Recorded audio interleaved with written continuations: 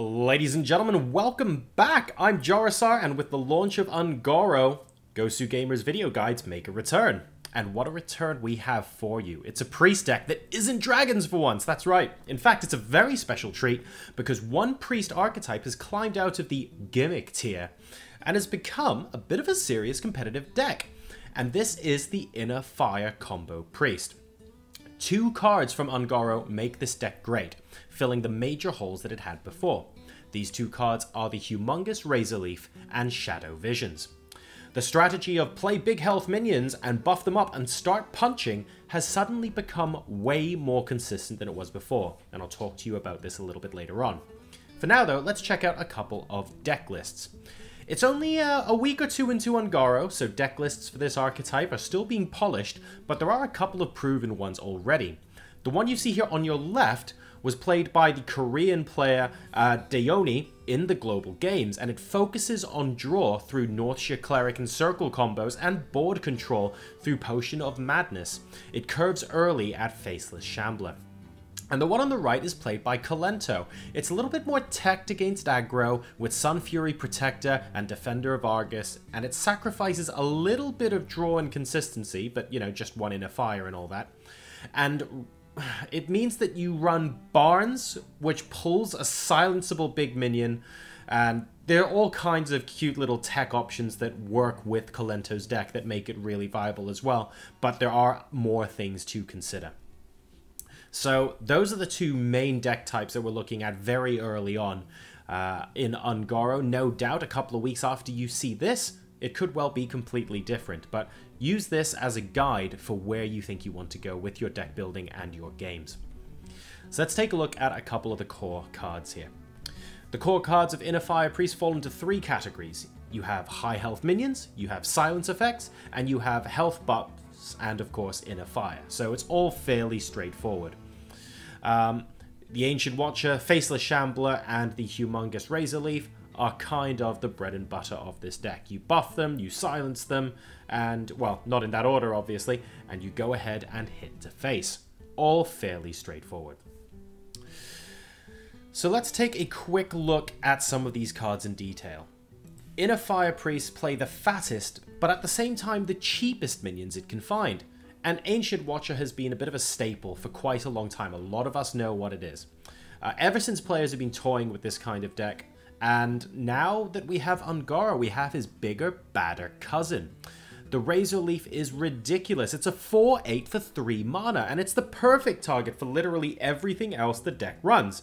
Silence produces an ugly attacker, Sun Fury Protector or Defender of Argus turns it into an aggro nightmare, Divine Spirit Inner Fire makes it hit for 16.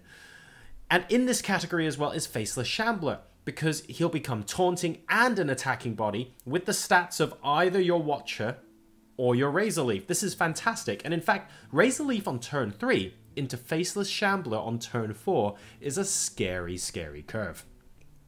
So there's quite a lot of potential, as you can see. But away from the core cards, there are also plenty of things that are required for it to run properly, and very high up on that list is Silence. Let's go ahead and take a look at some of those cards as well. There are a handful of silence effects that you'll have to run in Inner Fire Priest in order to activate the Watchers and Razorleaves. The core ones are naturally Silence and Purify. And then, of course, Kolento's version also runs Cabal Songstealer, which, with its 5/5 body, is a double threat. And that can actually be quite fun as well. Needless to say, you want to silence your minions before you play buffs on them. It's a pretty obvious sequence, but one you can easily screw up if you play too fast. I'm not going to pretend I haven't done that before, although I haven't done it recently. Certainly when I was playing with Inner Fire Priest, when it all the way back came into the meta for the first time, there are some rather hilarious lessons that you tend to learn after you do it once. Now, in addition to the silence, you've also got your buffs. Let's take a look at some of these. Because just big minions and silence won't do the trick.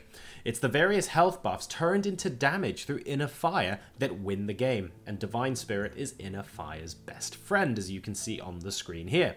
It synergizes with the Endurance of Razorleaf and Watcher, as well as the other health buff cards in the deck. So you'll want to play a Power Word Shield as every other Priest deck, and of course Cabal Talon Priest for the +3 health and the 3/4 body. And cards such as Sun Fury Protector and Defender of Argus also kind of fall into this category, but they aren't core in all Inner Fire decks, so you're not going to see them in every single deck list. So one card that kind of falls into none, but also all of the categories at the same time, is the Shadow Visions card. It's a great new card from Ungoro, and Shadow Visions represents both flexibility and redundancy. And the latter basically means that it's essentially a 5th Silence or a third, a third Razorleaf maybe, or another Inner Fire, and it's kind of all in one place. You get to choose what you actually want to pick out of that card, and without it, the power of this deck drops significantly. So Shadow Visions, an extremely powerful card that ties this deck together. So let's take a quick look at our mulligan and strategy here. You're always going to want to have Ancient Watcher or Razorleaf in your opening hand. These are your key win conditions and the recipients of all of those silences and buffs, and you need to find them as quickly as possible. Fairly straightforward. They're also your tools to apply pressure or defend against aggro. Inner Fire Priest is a rather straightforward deck, and the macro strategy changes depending on what you're facing. Against aggro, you're going to want to find your Faceless Shamblers and then your Sun Fury Protectors, Defender of Arguses as quickly as possible if you're playing the Colento version, or Potion of Madness for Dione's version. And against control, you want to look for your draw engine. You want your Northshire Clerics and your Power Word Shields. Faceless Shambler and Cabal Talon Priest are generally good in every matchup because they have good bodies which help you wrestle back or maintain your tempo. And besides that, you'll have to learn the best time to silence and buff your minions. Against aggro, you might not even need Inner Fire because the big taunts alone can grind a lot of your opponents out of the game.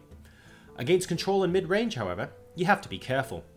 You don't want to Divine Spirit, Inner Fire a minion just to deal 15-ish damage against a warrior, for example, only to lose that minion to Whirlwind Execute.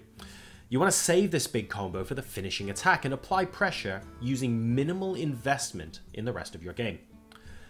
Mid-range decks will likely be your biggest problem. So Elemental Shaman has a lot of big threats and access to Hex to hard counter your big guys. Tempo Mage has a lot of efficient removal, and it can either out-tempo you or just burst you down. Quest Warrior has a very scary curve of equally tough minions and also access to cheap removal through Execute and Brawl, for instance. And obviously their quest reward is a little bit game-winning. So for these decks, you might want to get on the beatdown strategy because they will overwhelm you on the board over time. That could well just be the best way to go. So that's a little bit of a summary. The Inner Fire Priest has indeed made a comeback thanks to some pretty cool new cards in Ungoro. I hope you've enjoyed this video guide, and do let us know how you get on with these decks as well. These deck lists are going to change quite a lot over the next couple of weeks as the meta starts to bottom out, and it'll be very interesting to see how this deck evolves in top tier play. That's it from me for now though, guys. See you later, and don't forget to subscribe to the GoSuGamers Hearthstone channel. Take care.